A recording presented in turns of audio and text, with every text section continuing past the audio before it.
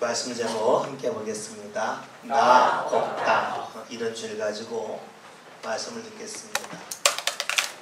제가 처음으로 안경을 쓴 것은 고등학교 3학년인 1985년도입니다. 당시 저희 반이 60명이었는데 그 당시에는 번호를 정할 때에 키순으로 정했습니다. 60명 중에 제가 37번이라서 약간 중간에서 뒤에 앉았습니다. 근데 어느 날 선생님이 칠판에 글씨를 쓰는데 글이 흐릿하게 보였습니다. 눈이 나빠진 거죠. 그래서 어쩔 수 없이 처음으로 안경을 쓰게 되었습니다. 안경을 쓰지 않다가 안경을 쓰니까 불편한 것이 적지 않았습니다. 특히 친구들과 놀기를 좋아했고 운동하기를 좋아했는데 운동을 하다 보면 친구들과 부딪히면서 안경이 자꾸만 땅에 떨어져서 운동을 하다가 중단해야만 했습니다. 그리고 더운 여름에는 안경을 쓰고 났더니 이 땀이 코에도 또 여기 그 안경 다리 있는 데로 땀이 나서 자꾸 벗어야만 하는 불편함이 있었습니다. 그런데 안경을 쓰는 것이 꼭 나쁜 것만은 아니었습니다. 안경을 쓰면서 불편한 것도 있었지만 안경을 썼기에 좋았던 것이 있습니다. 먼저 앞이 잘 보였다고 하는 것, 그것이 너무나 좋아서 안경을 계속해서 썼습니다. 또 하나 좋았던 것은 학교에서 수업을 마치고 집으로 올 때였습니다. 당시에 저는 학교까지 버스를 타고 다녔는데 1985년도에는 차에 에어컨이 없었습니다. 더운 여름에 그 더위를 식히기 위해서는 창문을 열든가 차 그 천정 위에 있는 그 문을 열어야만 시원한 바람이 들어왔습니다. 더운 여름에 수업을 마치고 집에 갈 때에 창문을 열면 바람이 아주 강하게 불어서 몸이 시원한데 안경을 쓰지 않을 때는 눈을 감아야 됐습니다. 바람이 워낙 세서 결코 눈을 뜰 수가 없었습니다. 근데 안경을 썼더니 좋더라고요. 눈을 떠도 돼요. 친구들은 다 눈을 감는데 저는 눈을 뜨니까 얼마나 좋았는지 몰라요. 안경을 쓰니까 강한 바람이 불어도 눈을 감지 않아도 되고 강한 바람 속에서도 제가 보고 싶은 것 마음껏 볼 수가 있었습니다. 그런데 우리가 이 바람을 맞는다고 하는 것은 꼭 우리의 육신만 바람을 맞는 것은 아닙니다. 우리가 살아가면서 인생길에서 적지 않은 바람을 만날 때가 있습니다. 그 바람이 아주 모질게 불 때가 있지요. 그 바람이 불면 어떻게 될까요? 우리가 바람이 불 때에 길거리에 있던 낙엽들도 막 움직이고 또 떨어져 있던 비닐들도 여기저기 막 떠다니지 않습니까? 그것처럼 우리 인생에도 바람이 불면 좀 혼란스러워집니다. 보통 때에는 문제가 되지 않았던 것들이 내 인생에 바람이 불면 막 다 올라옵니다. 예전에는 문제가 되지 않았는데 내 인생에 바람이 불면서 내 앞길을 어지럽히는 것들이 적지 않죠. 때로는 우리의 건강이 좋지 않아서 우리 건강으로 인하여 인생의 모진 바람을 맞는 분들도 있습니다. 아프신 분들은 이 보면 겉모습은 비슷합니다. 똑같아 보여요. 그런데 아프기 전과 달리 힘도 좀 떨어지고 그러나 보았더니 예전과 똑같은 말을 듣는다 할지라도 서운해질 때가 있어요. 왜요? 인생의 바람이 불면 나도 모르게 약해집니다. 때로는 경제적인 어려움으로 인하여 인생에 바람을 맞는 분들이 있습니다. 경제적으로 어려우면 나도 모르게 자신감을 잃어버리지요. 사람을 만났던 것이 예전에는 그냥 평범했는데 어느 순간부터 부담스러워질 때가 있어요. 인생에 바람이 불면 나도 모르게 힘들어집니다.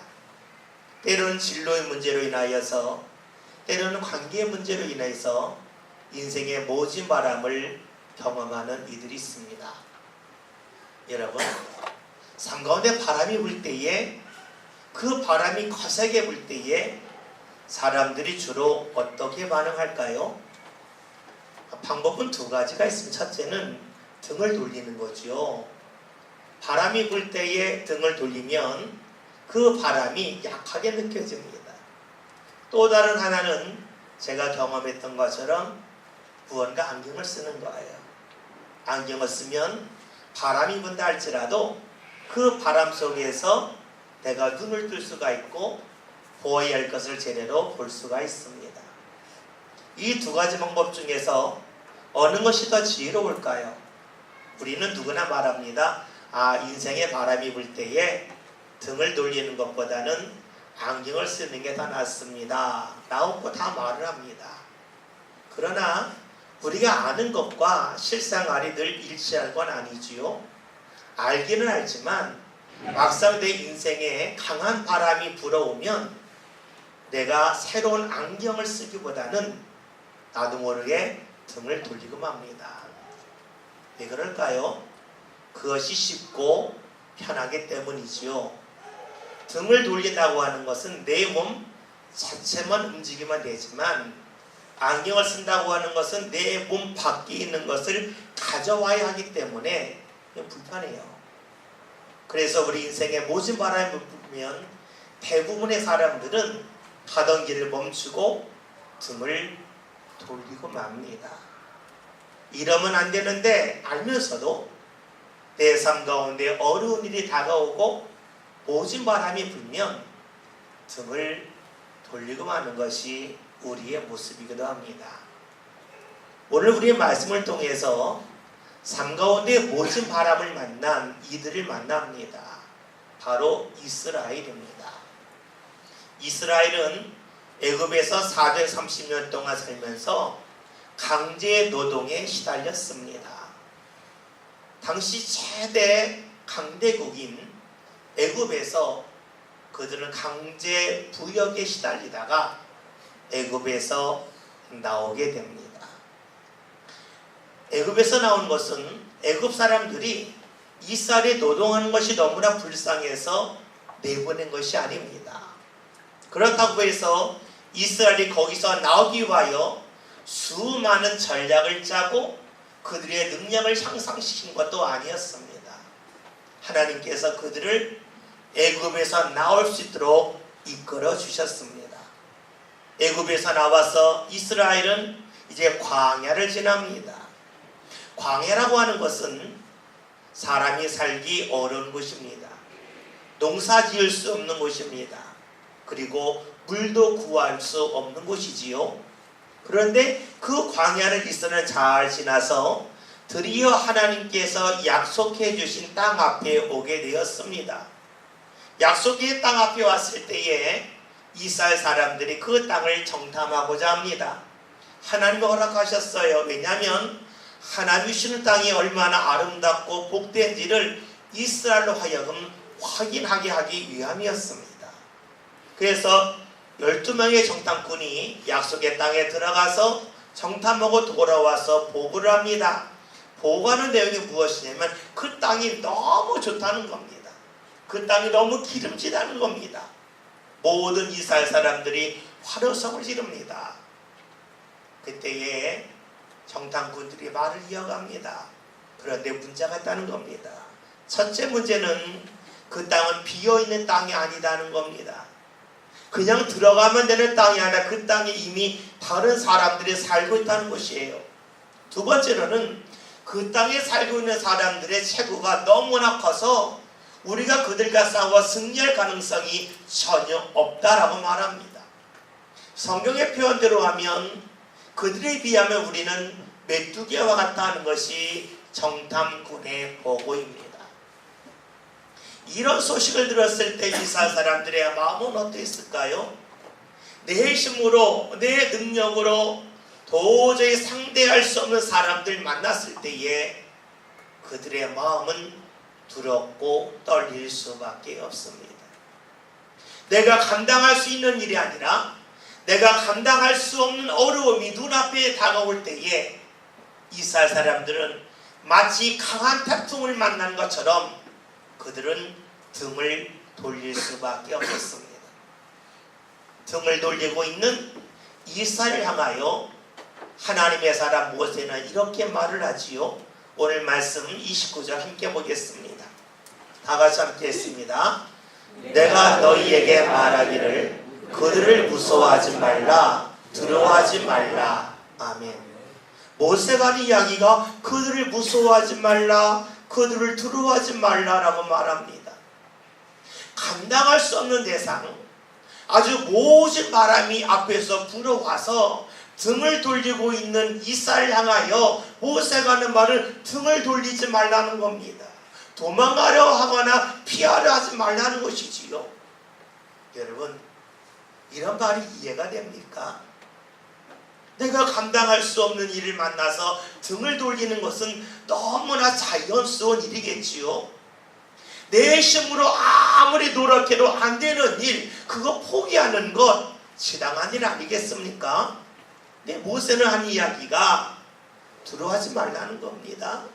무서워하지 말라는 겁니다. 강한 바람이 분다 할지라도 그 바람 때문에 등을 돌리지 말라는 것이에요. 왜 이런 말을 했을까요? 다음 모세의 말을 살펴봅니다. 30절 함께 읽겠습니다. 너희보다 먼저 가시는 너희 하나님 여호와께서 애굽에서 너희를 위하여 너희 목전에서 모든 일을 행하신 것 같이 이제로 너희를 위하여 싸우실 것이며. 아멘. 지금 모세는 하나님에 대하여 말하고 있습니다. 이스라엘은 지금 자신과 약속의 땅에 살고 있는 사람 둘의 관계에서만 보고 있습니다. 그런데 모세는 자신들과 자신들의 대적할 사람들과 그 사이에 하나님을 놓고 말하고 있습니다. 이스라엘 사람들은 나와 내가 마주할 대상만을 보고 있지만 모세는 자신들과 자신들이 만날 대상 그리고 그 옆에 하나님까지 두고 말하고 있습니다. 그런데 하나님을 두고 말할 때 그냥 말하는 것이 아니라 하나님께서 과거에 행하셨던 일, 즉 애굽에서 이스라엘을 인도하셨던 일을 그들에게 상기시키고 있습니다. 다시 말하면 하나님이 함께 하신다고 하셨던 그 일을 기억하라는 것이지요. 모진 바람이 불 때에 그냥 자신들의 눈으로만 보지 않고 옆에 하나님이라고 하는 하나님이 역사하신 그 일을 안경 삼아서 지금의 일을 보라고 말하고 있는 것입니다. 여러분, 모세가 지금 하고 있는 말은 하나님이 과거에 함께 하셨으니 지금도 함께 하실 거다. 그러니 그 하나님의 함께 하신다고 하는 그 믿음의 안경을 쓰고 지금 앞을 보자라고 말하는 것이지요. 여러분, 이런 말을 모세가 할 때에 과연 이 말이 이스라엘에게 설득력이 있었을까 하는 겁니다. 오늘 말씀에서 모세가 어떤 이야기를 하냐면 30절에 보면 너희 목전에서 모든 일을 행하실 것 같이, 목전이라고 말합니다. 목전이라고 하는 것은 눈앞을 말하는 것이지요. 이 말은 하나님께서 애굽에서 행하신 일을 이스라엘이 똑똑히 보았다 하는 것이고요. 또 하나는 목전이라고 하는 것은 하나님이 앞에서 행하셨다는 것이에요. 하나님이 뒤에서 행하신 것이라 앞에서 행하셨다. 하나님이 애굽에서 애굽의 강한 바람을 앞에서 막아주셨는데 지금도 막아주시지 않겠느냐라고 이야기하고 있습니다. 여러분, 이스라엘이 이 말을 들을 때 어떤 마음일까요? 하나님이 과거에 함께 하셨으니까 지금도 함께 하신다. 이 말을 듣고 이스라엘이 그냥 아멘 할 수 있었을까요? 우리 살아가면서 이 세상에 많은 변화를 봅니다. 어제 나와 가까웠던 사람이 오늘 나와 가까운가요? 어제 나에게 잘해줬던 사람이 오늘도 잘해주고 있나요? 우리가 국제 정세를 보아도 과거에 친했던 나라가 멀어지기도 하고요. 과거에 아주 가까웠던 나라가 지금은 더 멀어지기도 해요. 가깝고 멀고가 어제와 오늘이 이어지지가 않습니다. 많은 사람들이 말하죠. 과거는 과거고 지금은 지금이에요. 어제는 어제고 오늘은 오늘입니다 라고 말합니다. 상대의 마음이 달라지고 때로는 내 마음이 달라져요. 때로는 상대의 능력이 달라지고 내 능력이 달라져요. 그러니까 어제 함께 하셨던 하나님이 오늘도 함께 하신다. 과거에 함께 하셨던 하나님이 현재로 함께 하신다. 이 말을 쉽게 받아들이기 어렵다는 것이죠. 모세는 지금 믿음의 안경을 갖고 애굽에서 함께 하신 하나님 지금도 함께 하신다 말하지만 그 말이 잘 다가오지는 않았을 거예요. 오늘 우리들도 그렇잖아요. 과거의 믿음에 좋았던 사람이 지금도 믿음이 좋은가? 아니잖아요. 과거의 믿음 생활을 잘 하지 않았던 사람이 지금 잘할 때도 있잖아요. 과거와 지금이 늘 일치하는 게 아니에요. 지금 모세는 그런데 과거를 이야기하고 지금을 말하고 있습니다. 이스라엘 사람들이 여기에 대하여 고개를 끄덕이지 않고 있는 거예요. 그러니까 한 가지 이야기를 더 합니다.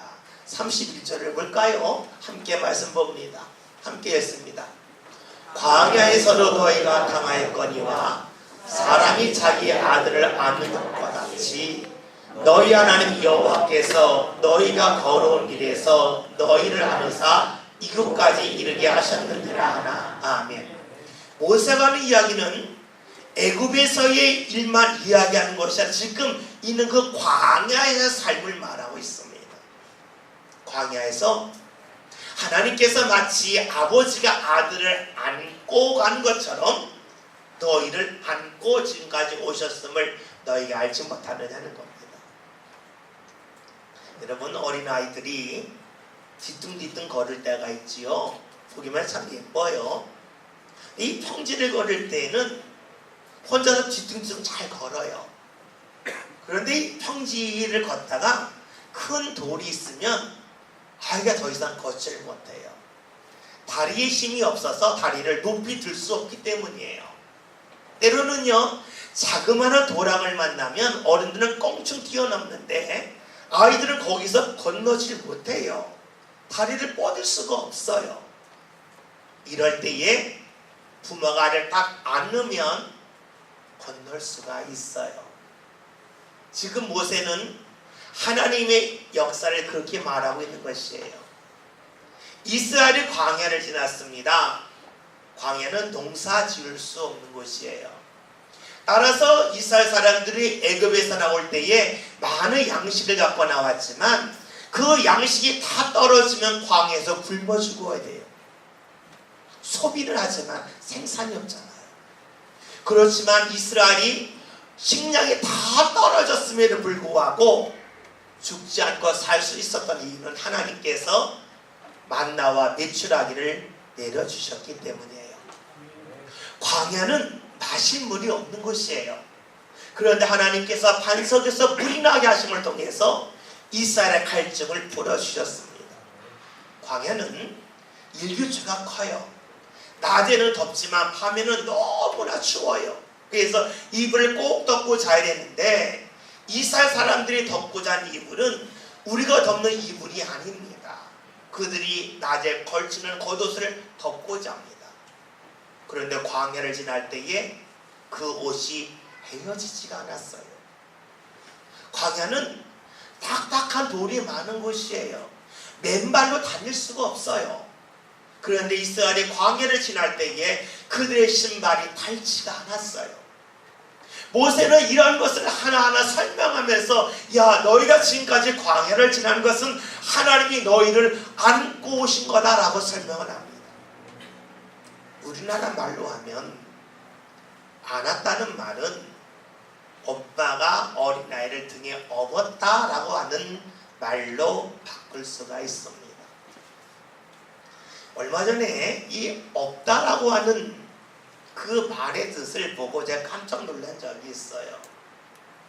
여러분, 엄마가 아이를 등에 업을 때가 있지요. 업고 이렇게 서 있습니다. 서 있으면은요, 엄마가 아이를 등에 업었을 때에 아이는 분명 등에 있어요. 뒤에 있어요. 그런데 앞에서 보면 아기가 보일까요? 안 보일까요? 안 보여요. 아기가 없는 것 같아요. 있다 없다에 없다가 돼요. 그런데 우리나라 말은요, 등이 없다라는 말과 있다 없다에 없다라고 하는 말의 뜻이 원래 똑같답니다. 있다 없다에 없다라고 하는 말이 나오는 이유는 엄마가 아이를 등에 딱 업고 갔더니 아이가 어딨어? 아기가 없네? 아니, 뒤에 업었어요. 그래서 없다, 등이 없다라고 하는 말에서 있다 없다에 없다라는 말이 나왔다는 것이에요. 그러니까 글자는 조금 달라도 발음은 똑같잖아요. 등에 없다, 이 말과 있다 없다에 없다는 발음이 똑같아요. 저는 그 글을 읽으면서 깜짝 놀랐어요. 이것이 신앙으로 너무 마음속에 다가왔기 때문에 그래요. 여러분, 엄마가 아이를 등에 업으면 아이는 없는 것처럼 보입니다.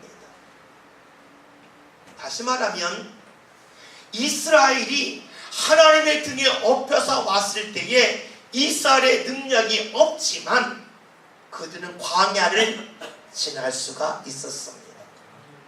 하나님이 업으셨기에 자신의 능력은 없어도 자신이 갈 수 없는 그 길을 이스라엘은 지날 수가 있었습니다.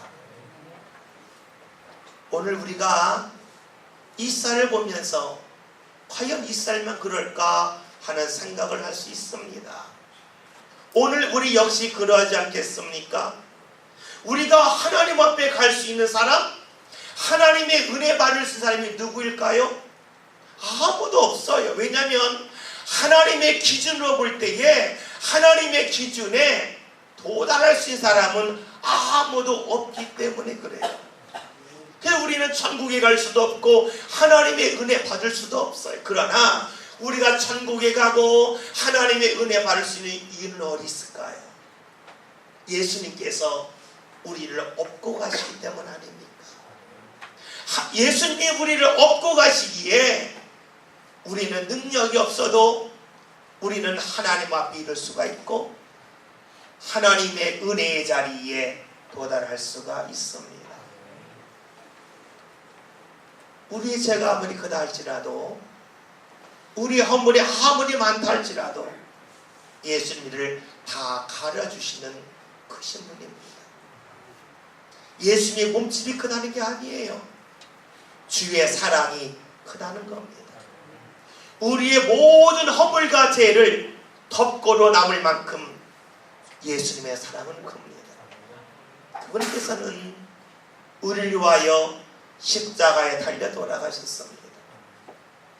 우리에게 무언가 잘못한 것이 있어서, 우리에게 무언가 갚을 것이 있어서 십자가에 돌아가신 것이 아니에요. 우리를 사랑하셔서 우리를 위하여 십자가에 달려 돌아가셨습니다. 그분이 우리를 업고 계시기에 우리는 능력이 없음에도 불구하고 하나님 앞에 나아갈 수가 있습니다. 우리는 신앙생활을 하면서 이런 말을 자주 하죠. 믿음의 사람은 죽어야 돼, 그럽니다. 이 죽는다고 하는 것은 육체가 죽는 것을 말하는 것이 아니라 내 생각이 죽는다는 거예요. 내 생각이 죽는다는 말은 다른 말로 하면 내 생각이 사라지는 것이에요. 주의 말씀 앞에 내 생각이 사라지는 것, 그것이 내가 죽는 겁니다. 사라진다고 하는 말은 또 다른 말로 하면 없어진다는 것이지요. 여러분, 내가 믿음 생활하면서 언제 내 생각이 없어질까요? 주의 등이 엎일 때 아니겠어요? 주의 등이 엎일 때에 내 생각이 없어지는 겁니다. 그러면 언제 내가 살고 언제 내 생각이 나올까요? 주의 등에서 내려올 때겠지요. 우리가 주의 등이 엎인다면 우리의 생각은 없어져요. 내가 죽어져요. 주의 말씀이 살아요. 그러나 내가 주의 등에서 내려오면 내가 있어요. 내 생각이 살아요. 내 능력으로 보려고 합니다. 여러분, 이스라엘이 왜 약속의 땅 앞에서 벌벌 떨고 두려워할까요? 그 이유는 하나님의 등에서 그들이 내려왔기 때문입니다. 주의 등이 엎여 있을 때에는 내가 없었어요. 내 능력과 내 실력에 관계없이 주님이 가시는 대로 갔습니다. 그러나 어느 순간 이들이 하나님의 등에서 내려옵니다. 그리고는 내가 있어요. 내 생각이 있어요. 그리고 내 능력으로 무언가 보려 합니다. 여러분, 내가 능력으로 이 세상을 볼 때에 자신감을 얻을 수도 있어요. 나보다 약한 사람을 만나면 나의 강함이 자신감이 됩니다. 그러나 세상을 살면 살수록 여기저기에 나보다 실력 있고 강한 사람이 나타납니다. 주의 등에서 내려와서 내 실력으로 살면 살수록 이 세상에서는 나의 존재감이 점점 약해집니다. 두려운 것이 많아집니다. 무서운 것이 많아질 수밖에 없죠. 지금 이스라엘이 두려워합니다. 무서워합니다. 하나님의 등에서 내려왔기 때문입니다. 등에 더 이상 업히지 않고 등에서 내려와서 내 능력의 발걸음으로 약속의 땅에 들어가려 하니 그는 두려워합니다. 무서워하고 있습니다. 근데 여러분, 과연 이런 모습이 이스라엘의 모습이기만 하겠습니까?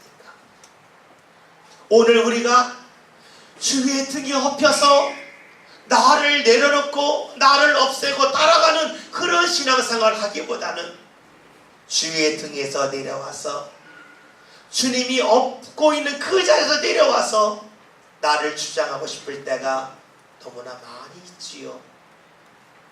그런 우리의 모습은 오늘 본문에 나와 있는 이스라엘의 모습과 같습니다. 이렇게 주의 등에서 내려온 이들을 향하여 모세는 그 이유를 이렇게 설명해 줍니다.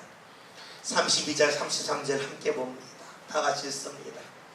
이 일에 너희가 너희 하나님 여호와를 믿지 아니하였도다. 그는 너희보다 먼저 그 길을 가시며 장막칠 곳을 찾으시며 밤에는 불로 낮에는 구름으로 너희가 갈 길을 지시하신 자이시니라. 아멘. 말씀을 통하여 볼 수 있듯이 모세는 한 말에 말합니다. 너희가 믿음이 없다는 겁니다. 너희가 지금까지 주님의 등에 엎여서 여기까지 왔음을 너희가 믿지 않고 부정하고 있다는 겁니다. 그러기에 너희가 지금 두려워하고 있다, 무서워하고 있다라고 말합니다. 그러면서 설명합니다.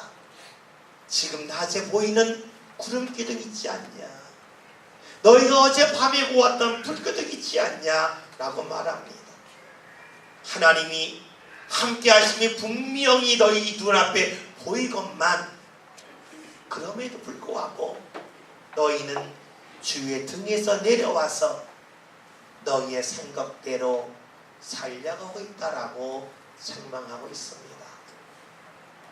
오늘 이 말씀을 읽으면서 이런 생각을 하기도 합니다.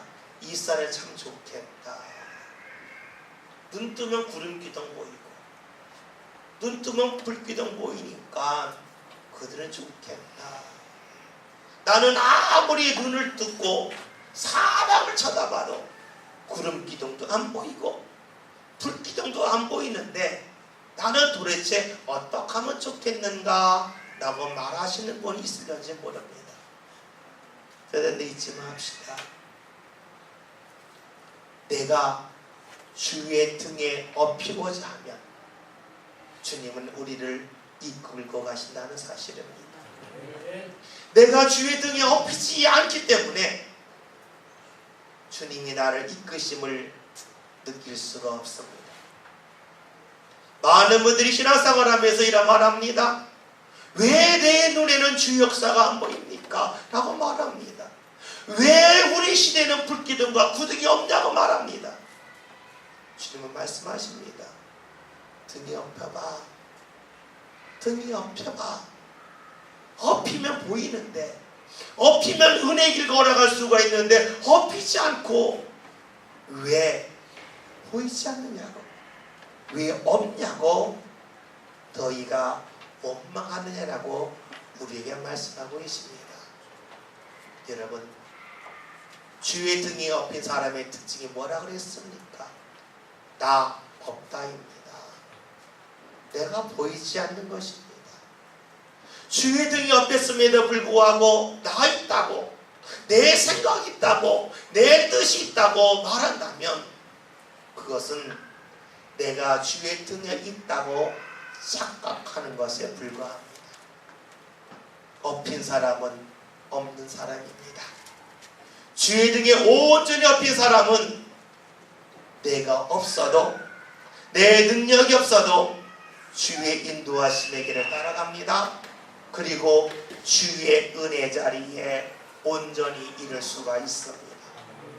전 우리 믿음의 성도들이 이 세상을 살아감에 있어서 주의 등에 엎이는 그런 삶을 꼭 살아갔으면 좋겠습니다. 주의 등에 엎인다는 것이 무엇입니까? 그것은 내가 없어지는 것입니다. 내가 없어진다고 하는 것은 주님의 말씀 앞에서 내 생각이 없어진 것 아니겠습니까? 내가 없어진다고 하는 것이 내 얼굴이, 내 모습이 교회에서 사라지는 것을 말하는 것이 아니라 주의 말씀 앞에서 내 생각이, 내 뜻이 없어지는 것, 그것이 바로 주의 등에 엎이는 것입니다. 주의 등에 엎인 사람은 애굽에서 나오고 광야를 지나고 약속의 땅에 들어갈 수 있습니다. 그렇습니다. 오늘 우리가 주의 말씀 앞에서 내가 없어지는 사람, 주의 등에 엎여 사는 그런 인생을 우리가 살아간다면 주님께서 우리를 건지시고 우리를 인도하시며 우리를 은혜의 자리에 이룰 수 있도록 반드시 도와주십니다. 오늘 저와 여러분의 삶이 주님 앞에서 나 있어요가 아니라 나는 주의 등에 엎였기에 나 없어요, 주의 말씀 앞에서 내 생각이 없어졌어요 라고 고백하는 그런 삶 함께 살아갑시다. 그리하여 저와 여러분의 삶이 나는 없지만 내가 주의 등에 엎였기에 주의 은혜 자리에 마음껏 이룰 수 있는 믿음의 삶 함께 살아갈 수 있기를 주의 이름으로 기원드립니다. 기도합니다. 하나님, 오늘 저희들이 하나님의 등에 엎여서 내가 없어질 수 있기를 원합니다. 하나님의 말씀이 엎여서 내 생각이 사라지게 하시고 내 뜻이 사라지고 없어지게 하여 주시어 주의 인도하심만이 온전히 나타나서 하나님 허락하시는 은혜 자리에 마음껏 이룰 수 있는 모든 성도들 되게 하여 주옵소서. 예수님의 이름으로 기도하였습니다. 아멘.